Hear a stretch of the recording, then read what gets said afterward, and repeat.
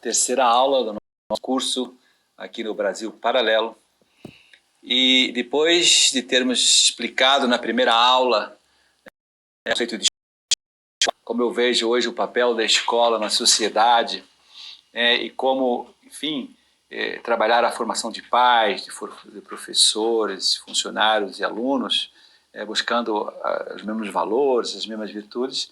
Na segunda aula, então, fomos como que obrigados a aprofundar como é que seria essa formação nas virtudes, né? E fomos desenvolvendo todo esse itinerário, que é muito bonito, que vem de São Tomás de Aquino, desde o século III, acreditem, tem mais de 8 séculos esse conhecimento, que infelizmente foi se perdendo ao longo dos anos, e o que hoje nós vemos na sociedade é uma consequência dessa desgraça moral, né? Hoje estamos vivendo uma crise moral na sociedade, justamente porque foi deixado de lado esse ensinamento da virtude. O meu referencial teórico do meu doutoramento na UFRJ, Ausdain MacIntyre, tem um famoso livro chamado After Virtue, Depois da Virtude, que ele mostra a desgraça que iria acontecer na sociedade depois que a sociedade e os pais e as escolas deixassem de ter esse ensino da virtude. E tudo que ele profetiza nesse livro, que é dos anos 80, 1980, então, portanto, praticamente depois de 40 anos, é exatamente o que está naquele livro hoje. Então, ele conseguia ver de forma brilhante o que iria acontecer, corrupção, destruição da família, injustiças sociais, isso, a consequência de você não educar na virtude é enorme. E, obviamente, dentro do nosso contexto aqui, é enorme também na educação, é enorme também nas escolas. A crise educacional no momento é justamente causada pela falta de educação na virtude. Enquanto todos os nossos governantes, nossos responsáveis pela educação, todos os empresários da educação não perceberem que é aí a virada do jogo, a gente irá continuando nos mesmos problemas educacionais e o nosso aprendizado continuará lá em último lugar no PISA, irá ser os nossos resultados SAEB, enfim, todos esses resultados que nós conhecemos de indicadores educacionais continuarão sendo muito tristes e muito negativos. Nessa terceira aula, então, vamos falar como os pais podem colaborar, além desse aprendizado da virtude, no acompanhamento escolar. Eu insisti na aula anterior que a criança precisa efetivamente desse acompanhamento dos pais. A criança, nos primeiros anos, ela é muito emocional, ela não tem ainda uma reação boa. Então, se não houver uma aproximação dos pais nesses primeiros anos do ensino-aprendizagem, a criança vai ter lacunas, vai ter, enfim, buracos de conhecimento que às vezes vão ser caros depois preenchê-los novamente. Então, percebam que a criança está precisando da sua ajuda nesses primeiros 3, 4 anos de forma muito intensa. Tem um estudo americano da Universidade de Uppsala, na Suécia, em que descobriram que nos primeiros 3 anos da vida da criança, ela produz imensas sinapses por segundo. Você sabe o que é uma sinapse? É quando os neurônios se juntam e começam a produzir depois todo esse trânsito de informação cerebral. Então, saiba que uma criança dos 0 aos 3 anos de idade, ela produz 700 sinapses por segundo. É uma coisa absurda. As conexões cerebrais e a estrutura que está sendo construída lá dentro vai ser depois a base do edifício do conhecimento que ela vai ter ao longo da sua vida. Então, se nessas fases da vida, essas sinapses não são bem construídas, chamadas podas neuronais, porque não houve a estimulação esperada o pai não estava ali presente, não estava ali ajudando, não estava ali apoiando. Quer dizer, quando começa a haver já algumas lacunas nessa sinapse, alguns buracos, algumas pontes destruídas pela falta de acompanhamento, obviamente que depois ela vai ter dificuldade de raciocínio, de memorização, de imaginação, porque quem produz essas forças intelectuais são as sinapses. Então, é muito importante que os pais percebam que tem que estar próximo, precisam estar ajudando a colocar enfim, esse estímulo correto na hora certa. E qual é o primeiro estímulo que uma criança precisa nos primeiros anos? A fala. A criança precisa te ouvir muito e bem. A gente já ouve falar que a criança, quando está na barriga da mãe, ela já escuta a fala da mãe. Já escuta até música clássica, até é muito aconselhado que as mães durmam com música clássica, que descansem, enfim, com harmonia, para que a criança já esteja ali se unindo à paz da mãe. Pois, assim como a música clássica auxilia o desenvolvimento neuronal da criança já dentro da barriga da mãe, também a fala da mãe já está fazendo a sua influência. Então, muitas mães já falam com seus filhos, lá quando está no seu 7º mês, ela já está ouvindo a mãe, ela já está produzindo sinapses, acredite. E, obviamente, quando nasce, aqueles primeiros meses, aquilo que parece que não está ouvindo, que parece que está só, enfim, em plena hibernação intelectual, não é verdade. Ela já está produzindo sinapses. Então, fale muito com a sua criança o máximo possível nos primeiros anos, nos primeiros meses e primeiros anos. Estima-se hoje os cientistas que 90% das palavras que a criança fala foram geradas dos 6 aos 12 meses. Olha que dado! Estima-se que 90% das palavras presentes no vocabulário de uma criança venham dos pais, quando eles falaram muito bem e com muita frequência dos 6 aos 12 meses de idade. Então, esse é um dado que interessa muito os pais saberem. Quando o seu filho está ali no berço, está ali mamando, está ali comendo a primeira papinha, não esqueça de estar conversando com ele. Depois vem a fase das figuras. Já com 2, 3 anos, é importante que os pais mostrem muitas figuras, livros de figuras. Como a criança gosta de estar com os pais vendo um livro de figuras, todos nós lembramos desses momentos, assim, nós crianças não lembramos, nós lembramos quando tivemos filhos, quando acompanhávamos crianças, como eles gostavam de estar conosco, porque na verdade isso está sendo um estimulador da imaginação. A criança está produzindo sinapses, mas está desenvolvendo a sua imaginação, que é um dos elementos importantíssimos depois no aprendizado. Depois, além da figura, tem que também procurar, depois, no momento certo, ou quando chegar a alfabetização, já pré-2, primeiro ano do ensino fundamental 1, já começar, então, a ensinar a escrever, ensinar a ler, ensinar a se expressar de forma correta. Então, tudo isso é o momento mágico da alfabetização, que eu sou um defensor do método fônico, evidentemente, que não vou aqui aprofundar nesse tema, poderia ser um outro curso a gente falar sobre isso, já tem bastante especialistas também nessa área, que a gente possa até fazer um trabalho conjunto, mas é importante perceber, então, através da fala, das figuras e da escrita, como a criança pode ter uma estrutura cerebral muito bem construída. A arquitetura cerebral da criança, será o fundamento do conhecimento futuro.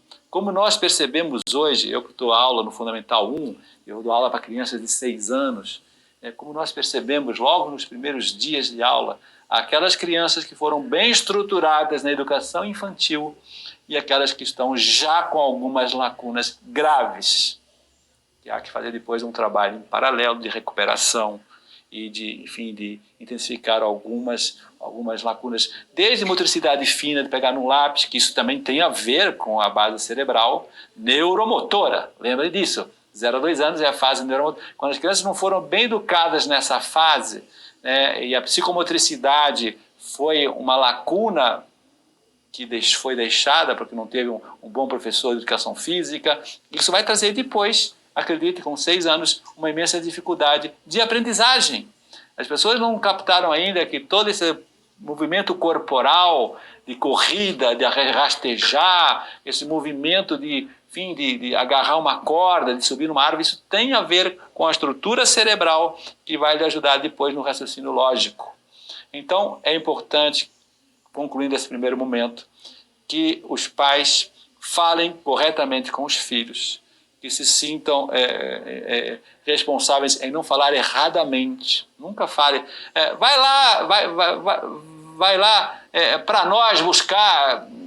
Não pode haver esse tipo de frase, né? A criança vai ter um curto-circuito lá na sua sinapse.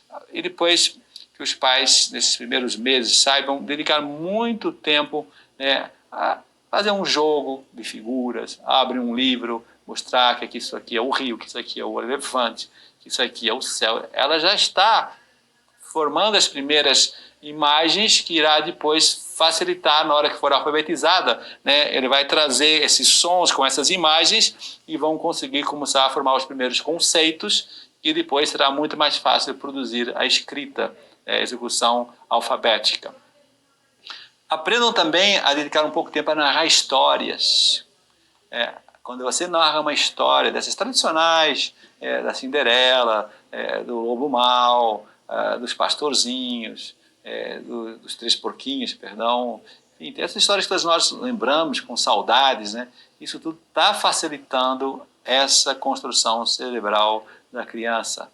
E depois, sabe uma coisa que está muito em baixa, e eu sou um dos maiores defensores no momento, é colocar as crianças na natureza.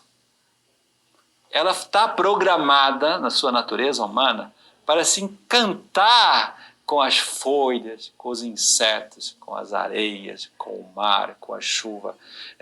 E hoje, infelizmente, pela insegurança, pelo comodismo também dos pais, às vezes elas são poupadas desses momentos mágicos que fazem uma imensa diferença depois da construção dessa estrutura cerebral da criança. Porque a criança precisa cheirar a folha, ela precisa amassar o barro, ela precisa vibrar com a borboleta, ela precisa plantar o feijãozinho lá no vaso, ela precisa cheirar o mar, a maresia, ela precisa ter essas experiências sensoriais, porque a primeira meta de uma boa educação, saibam disso, é a conquista do próprio corpo. Os próprios sentidos sensitivos da criança, que todos esses conjuntos serão como que os comunicadores com a realidade futura, que ajudará depois ela a conhecer muito melhor depois conceitos abstratos. Então, quando o corpo está bem trabalhado e está bem concatenado, né, os sentidos externos com a sua inteligência e a parte da construção cerebral, ela vai tendo uma capacidade de percepção e de penetração da realidade que vai ajudar ela depois a aprender muitas coisas difíceis. Outra coisa que eu costumo aconselhar muitos senhores pais, não deixem a criança muito tempo em muitos barulhos. Hoje há uma obsessão em chegar em casa e ligar a televisão, em ligar o rádio. Não, a sua criança precisa de silêncio. O silêncio da criança é o momento que ela está estudando. Ela estuda no silêncio. Ela estuda quando está brincando lá com o brinquedo. Então, 3 horas em silêncio no quarto é um tempo de estudo de uma criança. Ela está produzindo, né, ali com aquele apalpamento de cubos, com aquela construção do Lego, quando ela está brincando com os carrinhos de bonecas, ela está, naquele silêncio, no fundo ela está estudando, ela está conhecendo a realidade, isso já é aprendizagem. Então, às vezes, os pais ficam desesperados, porque eu não sei o que fazer com o meu filho. Ele não fica desesperado, deixa ele brincar do seu jeito. Ele tem o seu mundo. E acreditem, muitas vezes ele até já está rezando em silêncio. E há um primeiro contato com o Criador, mesmo que seja de forma inconsciente. Diante dessas primeiras ideias, agora vem um momento que eu tenho que insistir muito, senhores pais que estão me ouvindo, porque para que toda essa harmonia da criança, esse silêncio, vá produzindo seus frutos, é importante também que entre os pais haja um bom relacionamento. Uma das piores barreiras na aprendizagem de uma criança de 0 a 5 anos é um ambiente pesado em casa. É aquele ambiente de discussão, aquele ambiente, enfim, de desarmonia, ambiente de terceirização que se fala tanto hoje, né? Porque a mãe quer trabalhar, porque o pai chega tarde, enfim, há aquela falácia educacional que acredita que se eu estou trazendo dinheiro para casa, eu estou sendo uma boa mãe, um bom pai. Isso é uma falácia.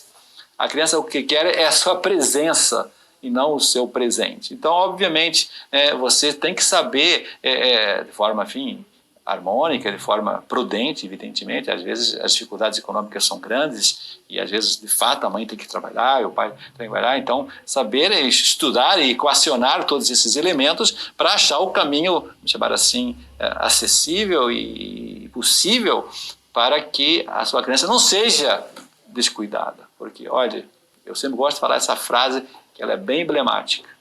O primeiro negócio da sua vida é a educação do seu filho. Isso nunca você vai se arrepender. Então, não pense que o principal negócio da sua vida é o seu trabalho profissional, é o seu sucesso, é a sua visibilidade. Não. Isso vem sempre num segundo momento. E sempre quando há uma honestidade, quando há um coração sadio, sempre se encontra ali os equilíbrios, sempre se encontra alguém que possa ajudar em alguns momentos, sempre se pode equilibrar as coisas. Portanto, é quando nós não estamos preparados para ser pais, que é o grande problema do momento. As pessoas não foram se preparando para ser pais, não foram tendo a ciência da educação, por um lado, não foram tendo também o aprendizado das virtudes para ter essa maturidade que exige ser um bom pai, como falávamos na segunda aula. Evidentemente, os pais ficam imaturos, reproduzem essa imaturidade depois no relacionamento com o filho, então vão se terceirizando ou nem vão percebendo que estão sendo descuidados com o seu filho. Então, saiba que o seu filho precisa de um ambiente carinhoso, precisa de uma harmonia do casal, precisa de uma rotina no sono. Hora para dormir, hora para dormir depois do almoço, hora para dormir à noite. Precisa gostar dessa higiene prazerosa, que é aquela higiene que é aquele banho com a mãe, aquele banho com o pai, aquela toalha gostosa, aquela colônia. Tudo isso faz parte do aprendizado da criança. Às vezes os pais não percebem a relação de uma coisa com a outra, mas uma criança bem cheirosa é uma criança bem inteligente lá na frente. Depois aprenda também que é preciso cuidar muito da alimentação adequada. Tem que ter um acompanhamento nutricional, evidentemente, né? A gente às vezes acha que já sabe todas essas coisas e não sabe. Então veja se está dando a alimentação correta, veja se está tendo cuidado com, esses barulhos que a gente falava há pouco, né? Pouco celular na mão, pouca tablet, pouca televisão, pouca música. Elas não precisam disso. É prazeroso para você, que vai deixar você tranquilo, e vai poder ver o seu futebol, vai poder ir na sua academia. Mas saiba que isso está sendo prejudicial para o seu filho. Agora, o que é pior é quando há, de fato, um momento assim, de desgaste na família, um momento de conflito. Sabe como é que chama isso? Eu acho que eu já expressei há pouco. Chama-se de estresse tóxico. Um estresse tóxico é quando a criança começa a ficar perturbada diante da desarmonia dos pais. Vocês sabiam que o estresse tóxico traz imensas consequências depois para a educação. Uma criança recém-nascida, ela já consegue entender a diferença que existe entre uma voz calma e um grito nervoso. E esse grito é uma poda neuronal.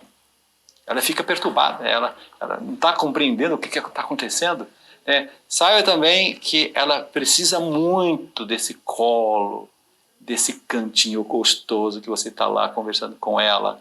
Ela precisa, enfim, ter protegida essa afetividade para que não haja distúrbios neuronais. Os cientistas hoje, com a tomografia, fica fácil você descobrir isso, já perceberam que a região da memória, que chama hipocampo, se está tendo estresse tóxicos, aparece na tomografia uma diminuição do hipocampo.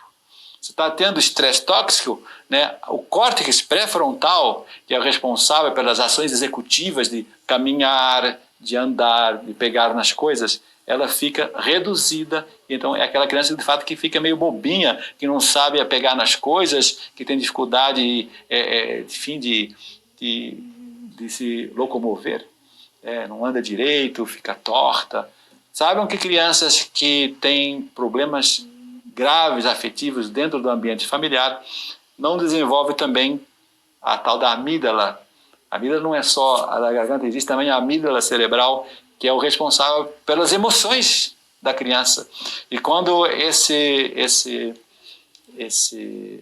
órgão está sendo afetado pelo estresse tóxico, ela vai ficando cada vez mais nervosa, vai ficando uma criança medrosa, uma criança com raivas. Às vezes os pais perguntam, não sei o que acontece com a minha criança que fica mordendo todo mundo. Eu não sei o que acontece com a minha criança que é muito medrosa, que está sempre com uma birra infernal.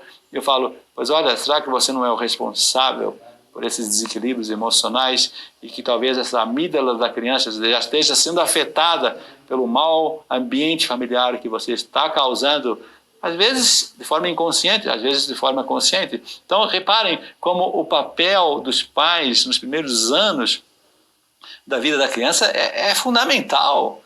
Os pais não percebem que eles podem estar desconstruindo a base cerebral da criança. Olha a importância que tem, por isso, a educação infantil.